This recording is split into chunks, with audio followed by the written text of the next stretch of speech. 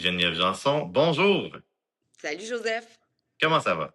ça va bien toi? Ça va très bien. Je te remercie infiniment de prendre le temps d'échanger avec moi.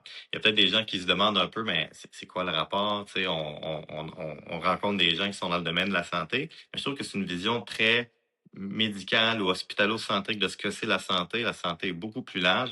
Fait que j'aimerais beaucoup t'entendre sur ton rapport justement à la santé et autant dans ton quotidien que dans tes expériences passées. Oui, j'ai plein de choses à dire sur ça.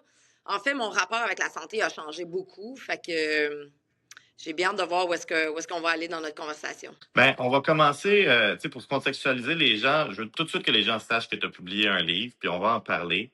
Tu sais, pour ceux qui ne te connaissent pas, peux-tu nous résumer un peu qui tu es? Qui est Geneviève Janson? Hey, là, ça, c'est la grosse question. Là. En ce moment, je serais pas capable de me décrire, mais dans le passé, par les faits, je suis une Olympienne. J'ai fait les Jeux olympiques de Sydney en l'an 2000 en cyclisme sur route pour le Canada, où est-ce que j'ai terminé 11e à la course sur route et 15e au contre-la-montre.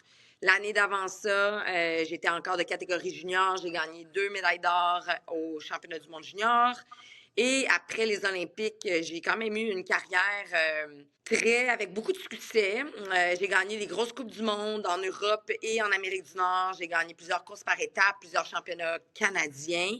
Mais je suis reconnue pour avoir échoué un test de dopage en l'an 2005 pour EPO, donc substance qu'on s'injecte sous-cutanée qui en fait stimule la moelle épinière à faire plus de globules rouges. Et plus de globules rouges, ben, oxygène notre sang mieux, donc la récupération est mieux, on est capable de s'entraîner beaucoup plus fort. Et j'ai laissé cette histoire-là aller jusqu'environ en 2022. Parce que pour moi, c'était moins sale, c'était moins honteux d'être associée à un test de dopage positif que d'avoir mon identité associée aux abus sexuels, au viol que j'ai vécu à l'âge de 15 ans, aux mains de mon entraîneur et à tout ça, à tout cet épisode de 10 ans d'horreur que j'ai vécu. Pour moi, c'était un secret que je pensais garder jusque dans ma tombe. Je pensais jamais en parler, seulement, bon, c'est sûr, à mon conjoint, aux personnes qui sont très, très proches de moi, qui sont en relation avec moi à tous les jours. Parce que là, quand on garde des secrets gros comme ça, éventuellement, ça explose. Dans une relation, là, ça explose. Donc, pour partir sur un pied d'égalité, puis pour être certaine que mon conjoint sache dans quelle relation il s'embarque, de quel genre de personne je suis avec mes cicatrices, c'est important pour moi de leur avouer ça. Mais donc, j'ai laissé ça aller jusqu'en 2022, où est-ce que là, j'ai décidé de dénoncer au monde entier, en fait, l'ampleur des abus que j'avais vécus et surtout le rôle qu'ils avaient joué dans ma prise de produits dopants. Ton objectif, il y a probablement deux volets. Il y a probablement un objectif individuel, comme tu l'as mentionné, puis il y a probablement aussi un objectif collectif ou de société. Mais c'était vraiment plus un objectif de société, de partager mon histoire, puis d'utiliser mon histoire un peu comme mon livre. J'aime ça dire que c'est de la littérature de combat.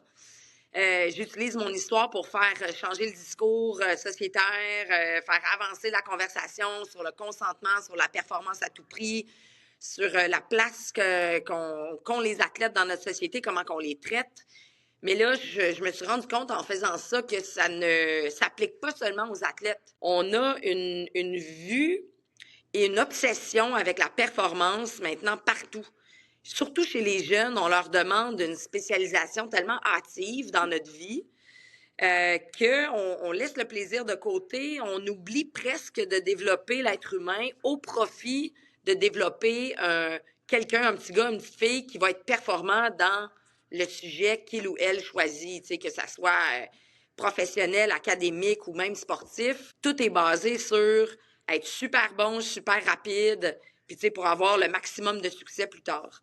Fait que non, j'ai vraiment écrit ce livre-là pour l'utiliser là, à la grandeur. En fait, j'espère que ça restera pas seulement au Québec, tu sais, mais c'est vraiment pour faire changer les choses. Tu vois, il y a un peu un paradoxe, hein, parce qu'on dit toujours c'est important de bien bouger, l'exercice physique, le sport, même à des niveaux de performance, c'est bon pour la santé, mais toi, clairement, ça nuit à ta santé. Tu en parles dans ton livre, santé mentale, troubles d'alimentation, tu as perdu tes menstruations, et ces effets-là peuvent venir de façon quand même assez insidieuse quand on est dans la machine, entre guillemets. Fait que, comment est-ce qu'on reconnaît les signes que on n'a plus les bénéfices positifs de l'exercice, du sport? Quand est-ce que le sport ne devient plus bon pour la santé? Je pense que c'est quand qu'on commence à sentir que c'est une obligation, qu'on se sent coupable de ne pas avoir fait notre sport. Puis tu sais, des fois, écoute, même si je suis une Olympienne là, et que je m'entraîne à tous les jours et que j'adore bouger, pour moi, utiliser mon corps, c'est une de mes expressions favorites de mon authenticité. C'est de la façon que je suis créatrice. C'est en utilisant mon corps. J'ai plein d'idées qui me viennent, tu sais. Pour moi, c'est encore important. Mais se sentir coupé. Je vais reprendre où est-ce que je m'en allais avec ça, c'est que je suis pas tout le temps motivée. Il y a des matins là, que ça me tente pas en tout de bouger. Je suis comme, oh my God, c'est l'enfer. C'est la fin du monde, là, aller faire un cours au studio ou monter sur mon vélo. Mais je le fais par discipline parce que je le sais que ça va m'apporter un bien-être mental. Et 10 minutes après que je suis partie, je sens déjà que j'ai bien fait de commencer parce que là, j'aime ça puis je me sens bien, tu sais. Mais de se sentir tout le temps, de voir des changements d'attitude dans nos enfants, que ça leur tente plus d'aller aux pratiques, ils sont nerveux tout le temps, tu sais, ça, je trouve que ça commence à être malsain.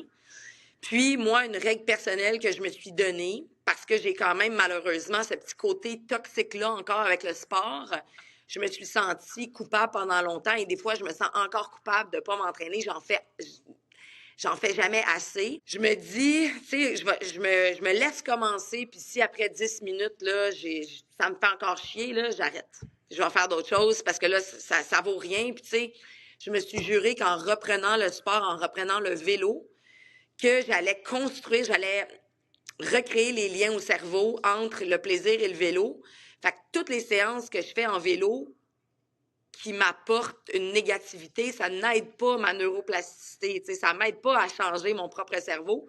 Fait que j'essaye de pas me rendre là, tu sais, j'arrête la session puis je fais d'autres choses à la place. Tu sais, tu as mentionné la culture toxique dans tous ces angles, là, dans tous ces réservoirs. Puis moi, ben, je vois le parallèle avec la culture toxique qui existe en médecine, je pense dans le domaine de la santé en général. Et il y a des choses qu'on n'ose pas dire au nom de la sacro-sainte performance individuelle. Tu le vois, il y a des choses intolérables. Je veux dire, le classique, le chirurgien qui pitche son scalpel en salle d'opération, c'est pas de la fiction, là, ça existe. Puis il y a encore des comportements inacceptables. Mais personne ne veut mettre en danger sa carrière, une job potentielle, puis ça entretient ça malheureusement. Quelle est la clé, selon toi, pour être capable de changer une culture ou manifestement dans le sport de haut niveau que tu as vécu, ces abus-là, ben, on permet, ils ont permis ces abus-là et ils semblent, est-ce qu'ils semblent peut-être même malheureusement persister malgré qu'on ait une société peut-être plus avancée qu'il y a 20 ans là, sur ces valeurs-là? Ça serait quoi la baguette magique, entre guillemets, pour changer cette culture-là? Mais définitivement, notre société a changé. Le momentum est dans le bon sens. On avance, le changement est très lent. Je dirais que il faut se rappeler de notre devoir de citoyen.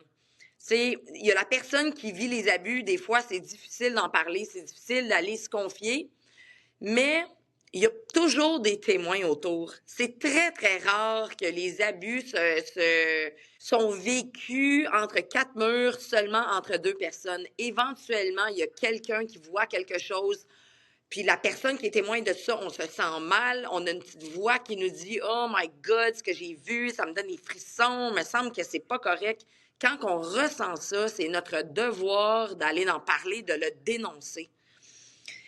Parce que ça va ouvrir la porte. On va avoir une petite brèche de lumière et surtout quand on est victime, si on se sent comme moi, je me suis sentie que tout était de ma faute, que je me faisais battre parce que c'était moi qui n'étais pas assez, c'est moi qui avais dit quelque chose de pas correct, qui avait fait quelque chose de pas correct, tu sais, que je le méritais en fait. Ça aurait été super difficile au début d'aller me confier.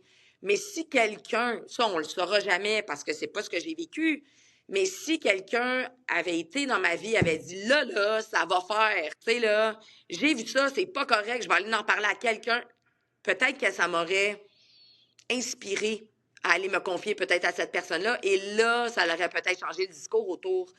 Fait qu'il faut penser à qu'est-ce qu'on voit. Il faut penser à notre équipe, il faut penser à la personne vers laquelle cette violence-là est dirigée, mais il faut surtout la dénoncer. Il y a beaucoup de gens après qui m'ont dit Geneviève, on est tellement désolés, on s'excuse, on le savait qu'il y avait quelque chose qui se passait pas bien, on le voyait, on a vu ton changement de comportement, tu étais quelqu'un de complètement différent avec lui, que quand tu étais toute seule, on aurait dû faire quelque chose. Ça, c'est difficile à vivre. T'sais, pour moi, j'ai aucune rancune envers ces gens-là parce qu'encore une fois, c'était le milieu des années 90, au début des années 2000, la société n'était pas là. Et j'aurais aimé ça que quelqu'un vienne faire une intervention. Puis, je me mets aussi dans la peau de ces gens-là. Pour eux non plus, c'est pas le fun de se dire « Oh my God, j'aurais dû faire, peut-être que j'aurais pu changer les choses. » En 2025, il faut être capable de dire quelque chose. Ben, je veux qu'on plonge effectivement plus directement dans le livre que tu as écrit qui s'appelle La cassure. Tu sais, pour les gens qui ne le savent pas, tu y dénonces, tu y as fait allusion tout à l'heure, les agressions que tu as vécues qui étaient sexuelles, physiques et psychologiques de ton entraîneur pendant que tu étais cycliste. Euh, je pense pas que tu as mis l'emphase là-dessus, tu avais 15 ans, si je me trompe pas. C'est extrêmement jeune. C'est une lecture difficile, j'ai trouvé. Tu sais, des fois, je lisais ça, puis j'étais comme, j'ai-tu le droit de savoir ça sur Geneviève Janson? Tu sais, c'est très intime, tu y vas dans les détails, mais c'est une lecture essentielle parce que ton histoire, évidemment qu'il y a des extrêmes que certains traverseront pas, mais il y a une certaine universalité des propos qui peuvent aller rejoindre des gens qui vivent des situations difficiles. Une des, que- une des questions qui, moi, m'est restée en tête à la fin de la lecture de ce livre-là, c'est si tu pouvais remonter dans le temps, qu'est-ce que tu aurais pu changer? Sur quoi tu aurais pu avoir le contrôle? Parce qu'il y a des gens qui sont en train de nous écouter qui ont peut-être 15 ans, puis qui sont peut-être pas dans le sport, mais dans un autre domaine où ils ont l'impression que les murs se rapprochent, qu'ils se font écraser, puis qui se cherchent une piste à en sortir. Si toi, tu pouvais remonter dans le temps, qu'est-ce que tu aurais changé? Mon Dieu, quelle bonne question. Je leur dirais d'écouter vraiment leur intuition. Parce que oui, moi, mes abus ont commencé à 15 ans. J'en parle, je décris bien ce qui s'est passé, je décris bien le processus, le mécanisme de grooming qui s'est passé là-dedans. Mais j'avais l'intuition que c'était pas bon. Je le savais, qu'est-ce qui se passait. Je savais que un homme, 26 ans, mon aîné, c'était pas correct qu'il me dise qu'il m'aimait, qu'il voulait passer sa vie avec moi. C'était pas correct qu'il m'embrasse. C'était pas correct je le savais, ça. Alors, ça serait vraiment d'encourager les gens à écouter ce signal d'alarme-là parce qu'on l'a tous. Et souvent, on se dit, on veut tellement quelque chose, on a tellement un rêve comme moi je l'avais, que on se dit, ah ben, je sais pas, c'est peut-être pas correct, mais je dealerai avec ça plus tard, tu sais. Mais plus tard, c'est pire. Alors, c'est vraiment à la minute qu'on sent le signal d'alarme, là, c'est d'aller poser des questions aux bonnes personnes. Et les bonnes personnes, ce n'est pas nécessairement notre famille et nos proches qui sont très, très proches de nous. Parce que ces gens-là, ils nous aiment tellement, ils nous veulent tellement de bien que des fois, vont aller en overdrive et là, vont essayer de nous régler tout ça tout de suite, trouver des solutions, nous sortir de là, puis tout va trop vite. Puis tout est très, très émotif. Et quand on vit ça déjà de l'intérieur, on est déjà émotif. On n'a pas besoin de plus, de ça. Mais ça serait d'aller trouver une personne un petit peu plus neutre, que ce soit un professeur, un ami.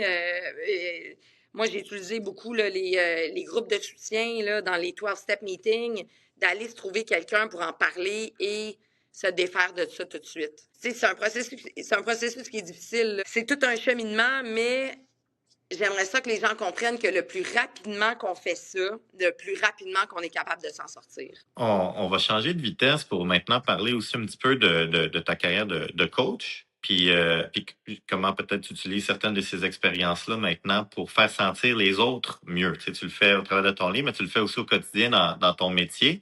Comment c'est ça? Ben, c'est challengeant, je dois dire, parce que moi, ça m'est jamais arrivé, tu comprends? Moi, le sport, c'était tout le temps c'était pas pour me sentir bien, en fait. C'était avec un but, c'était performer. Fait que tous les entraînements étaient extrêmement difficiles. J'ai jamais eu de bons encouragements. Ça a toujours été dans la peur, tu sais, dans la dénigration. Donc, trouver ma voie en tant qu'entraîneur et aider les autres à s'améliorer, à passer par-dessus, tu sais, des limites aussi psychologiques. Parce qu'on va se le dire, là, quand on commence à avoir mal aux jambes et être très essoufflé, on entre dans un territoire qu'on ne va pas souvent. Alors là, il y a beaucoup de doutes. Est-ce qu'on est capable de le faire? Est-ce que, tu sais, là, on a de la panique qui rentre. Alors, de guider les gens au travers de ça pour qu'ils en ressortent avec un yes, tu sais, je suis capable de faire tout ce que je veux dans la vie. Ça l'a pris quelques années, là. Puis, tu sais, je pense que ça va être un travail en constante progression, là. Je m'améliore tout le temps en tant qu'entraîneur. Je m'améliore tout le temps en lisant les gens, en voyant juste par leur langage corporel ou leurs yeux ou leur visage, de dire, OK, cette personne-là est peut-être nerveuse, tu sais, tout ça. Qu'est-ce que je peux faire pour l'aider à progresser? Fait que, écoute, c'est super intéressant. Je trouve c'est quelque chose c'est un cadeau là, qui arrive dans ma vie parce que ça me reconnecte en plus là, au sport puis au plaisir. Comment tu fais pour t'adapter au niveau des gens qui sont différents, là? Mais je pense que c'est plus avec la communication. C'est de créer un rapport au début, tu sais, de leur poser des questions, juste d'apprendre qui ils sont, un petit peu de leur background, de trouver des points en commun, de les rassurer aussi beaucoup. De leur dire que je suis avec eux, puis tu sais, je les laisserai pas seuls pendant l'entraînement ou dans les efforts, je vais être là, puis on va faire ça ensemble, d'aller les rassurer pendant l'entraînement, mais c'est beaucoup de créer un rapport pour qu'ils se sentent en confiance. Tu as aussi un intérêt, je pense, pour l'alimentation puis l'effet de l'alimentation sur le corps. Quel impact vois-tu concrètement sur les gens? C'est quelque chose que j'imagine on peut pas vraiment détacher non plus quand on parle de promotion de la santé puis d'exercice physique. Hmm. Bien s'alimenter, c'est difficile. Surtout dans notre société d'aujourd'hui, quand on est hyper occupé, puis tu sais, on est tout un peu, on mange sur le coin d'une table, on mange debout, on fait le souper en vitesse, on fait nos lunchs en vitesse, on se ramasse quelque chose, il y a de la bouffe partout, tu sais, on peut arrêter à la station d'essence puis décider de s'acheter quelque chose là. Il faut vraiment planifier ça, puis l'alimentation, elle a un effet direct sur notre santé mentale. Parce Hmm. que nos intestins, tu sais, produisent beaucoup plus d'hormones qu'on pensait avant. Tu sais, je parle de la sérotonine, là, qui est produite, je pense, c'est 90% dans nos intestins. Mais écoute, notre intestin, là, si c'est un dépotoir, là, ça n'ira pas bien dans notre tête. Donc, il faut voir ça, l'alimentation, comme, oui, c'est le fun de bien manger. On a un plaisir à manger quand c'est goûteux, quand c'est des choses qu'on aime. Mais il faut se dire aussi, éventuellement, que je peux me faire quelque chose qui est goûteux. Tu sais, je vais dédier mon dimanche après-midi ou mon dimanche matin ou quelque part un soir par semaine à me préparer plusieurs plats. Je sais que des fois, c'est plate de faire ça, mais comme plusieurs autres choses dans la vie, éventuellement, quand on fait un choix, c'est pas tout qui est tout le temps le fun dans la vie. C'est vraiment se discipliner à le faire, puis stick to the plan, tu sais. Fait qu'il y a une façon, moi je pense, puis en plus ça coûte beaucoup moins cher là, de se faire les choses à la maison maintenant avec le prix de l'alimentation qui monte partout, tu sais. Oui, l'épicerie coûte cher, mais manger dans les restaurants, et c'est encore plus dispendieux. Mais tu sais, quand j'ai compris justement que l'alimentation était mon durable à comment je me sentais dans ma tête, parce que moi je suis passionnée de toutes les choses du cerveau, ça m'a aidé à m'alimenter mieux. Parce que même si je suis un athlète, j'ai tout le temps bien mangé, je peux pas dire que mon alimentation était tout le temps équilibrée. Donc là, c'est de faire les efforts, de m'assurer que j'ai tous les groupes alimentaires, au moins dans ma journée, peut-être pas dans la même assiette, mais tu sais, moi, je suis végétarienne. J'ai essayé le véganisme pendant que j'étudiais la massothérapie à San Diego. Ça, c'est très difficile, je trouve. Bien s'alimenter, là, ben, c'est pas super difficile, mais ça demande encore plus de préparation pour s'assurer d'avoir toutes les bonnes protéines puis une bonne variété de choses.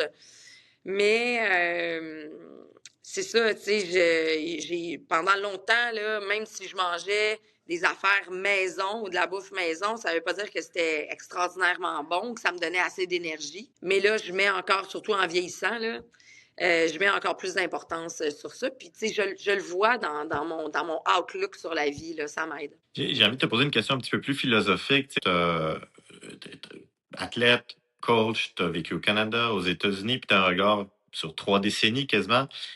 Quel regard portes-tu sur l'évolution de la santé populationnelle, là? Ah, je trouve que ça s'en va de moins en moins bien.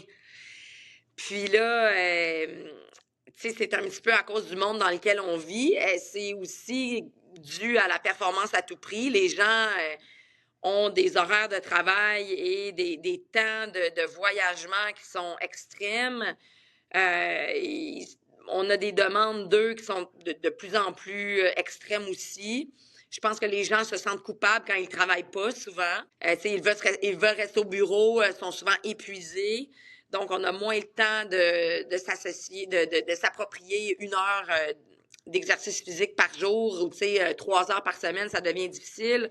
On marche moins, on est plus dans nos voitures, on est plus assis. C'est tout ça, c'est tout un effet sociétaire qui embarque puis qui met un peu l'activité physique de côté.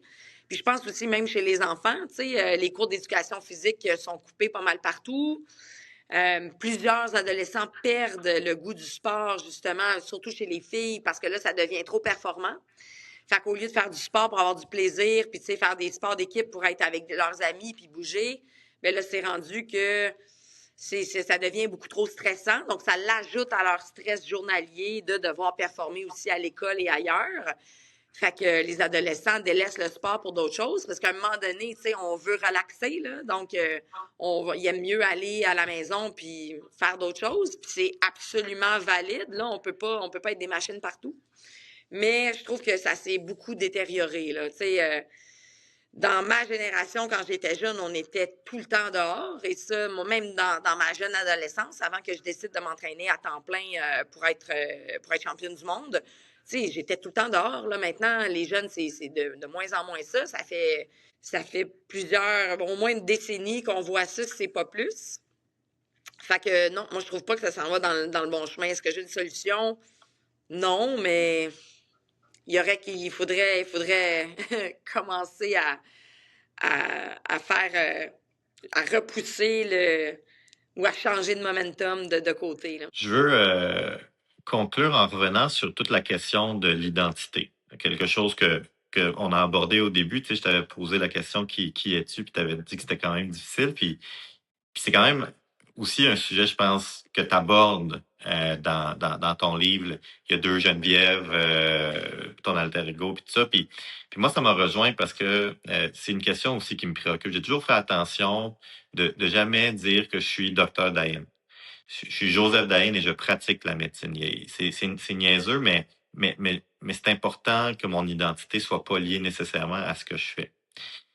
Ma question pour toi, c'est, je le sais que c'est toujours en constante évolution de notre identité puis qui on est, mais j'aimerais ça te demander, avec tout ce que tu as vécu, tout ce que tu incarnes, une femme aussi inspirante que toi, qu'est-ce que tu souhaiterais évoquer chez quelqu'un qui te rencontre, sans nécessairement être capable de dire voici qui est Geneviève Janson, qui voudrais quand même tu être aux yeux des autres? Qu'est-ce que tu aimerais évoquer chez quelqu'un qui te rencontre? J'aimerais ça que les gens ressentent mon amour pour la vie. Je pense que c'est pour ça aussi que je suis restée en vie. C'est ma grande vivacité, c'est mon grand amour pour la découverte de la vie. Je suis, même ma signature de courriel, c'est Geneviève Work in Constant Progress. Fait que ça te rejoint entièrement. Je pense que c'est correct de changer. Tu sais, l'être humain, si on restait la même personne, ça serait plate dans une vie. On se doit de changer, puis on se doit se donner la permission d'aimer quelque chose en 2025 et de ne plus l'aimer en 2026 et de changer avec ça. J'aimerais que les gens rencontrent quelqu'un d'empathique. Je travaille aussi beaucoup là-dessus. De game pour faire plein de choses et partir dans plein d'aventures. Puis, j'aimerais que les gens rencontrent justement quelqu'un qui ne se laisse pas déterminer par son passé. Et ça, je pense que c'est bon pour tout le monde. La vie nous donne constamment des coups de pied au visage. Il y en a peut-être dans notre passé qui étaient plus durs que d'autres. On a été amochés plus dur que d'autres. On n'a peut-être pas eu l'enfance qu'on voulait. On a peut-être été dans une relation qui nous a détruites. Mais même si ce n'est pas de notre faute qu'est-ce qui nous est arrivé, on a quand même la responsabilité de se guérir. Donc, ça, c'est un message que j'essaie de passer aux gens autour de moi, pas en le disant, mais en étant qui je suis, en travaillant vraiment très fort, même si je me plante souvent, là, je peux pas être parfaite. Anyway, être parfait, c'est plate. Mais je travaille vraiment fort à aimer ma vie. Puis si j'aime pas quelque chose dans ma vie, ben je prends mes soirs et mes week-ends ou mes temps libres quand j'en ai pour le changer, pour commencer à travailler sur un autre projet. Si c'est pas aimer mon emploi, ben c'est de prendre ces temps-là pour mettre mon CV à jour, aller explorer ailleurs. Si j'ai besoin d'un challenge intellectuel, ben là, c'est peut-être d'écrire, commencer à écrire un autre livre, faire une aventure dans le sport qui va venir nourrir mon feu intérieur. Mais c'est plus ça, c'est mon amour de la vie et au point de vue identitaire, je pense que c'est important de se voir comme une personne qui a plusieurs chapeaux, d'être 80% bon partout. C'est encore mieux quand on vit une vie que d'être 100% à quelque part, dans une chose. Parce qu'à la minute que cette chose-là, que ce travail-là, que ce sport-là, que cette identité-là est fracassée à cause de X, Y, Z raison, on n'existe pratiquement plus. T'sais, donc, quand on est 80% bon dans plein de choses, ben on peut aller se reposer un petit peu plus fort sur d'autres aspects de notre vie. Tu sais, si on regarde une maison, on a plusieurs pièces. On a la cuisine, le salon, nos chambres à coucher, les salles de bain. Ben si on a un dégât d'eau dans une pièce, on peut aller se réfugier dans toutes les autres pièces de la maison, mais quand notre maison, c'est un studio avec une pièce et que cette pièce-là, elle a un dégât d'eau, on est fait. On n'a plus aucune place à aller, tu sais. Fait que j'essaie de voir ma santé globale là, comme une maison à plein de pièces. Geneviève, on pourrait se parler pendant des heures, mais j'aimerais te laisser le mot de la fin. Est-ce qu'il y a quelque chose qu'on n'a pas mentionné que tu aimerais absolument transmettre à ceux qui nous écoutent? Mais je pense que je viens d'en parler. C'est vraiment quand la vie va vous donner votre prochain coup de pied d'en face, là, on n'est pas obligé d'être défini par ça. Que oui, on va passer par un temps qui va faire chier, qui va être difficile. Changer, c'est dur. C'est même pas le fun au début. Parce que là, tout autour de nous change, nos amis changent, nos habitudes changent, on est dans un territoire complètement inconnu. On veut retourner en arrière parce que c'était plus confortable. C'est vraiment de prendre le premier pas et de continuer.